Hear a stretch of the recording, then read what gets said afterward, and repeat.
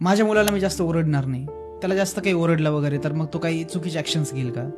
थोडं काही बोललं तर 7व्या मजल्यावरून उडी मारली वगैरे अशा काही न्यूज येतात. आपले शिक्षक होते, जे आमच्या शाळेतले शिक्षक होते जुने, ते बेदम मारायचे, म्हणजे भयंकर मारायचे. आणि आमचे पालक परत म्हणायचे की याने अजून चूक केली तर अजून मारा. हे आता आज चालत नाही. मुलाला मारलं जरी तरी टीचर अरेस्ट होतो. तर कुठे ना कुठे याचा एक फायदा पण मुलं घेत आहेत.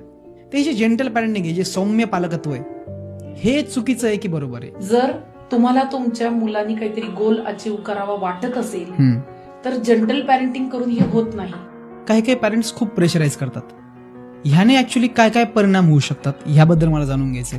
सकाळी 5ला उठलं पाहिजे.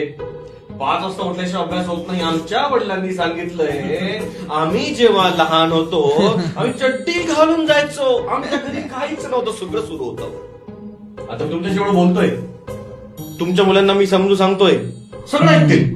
माझ्या घरी बोंब बोंब आहे.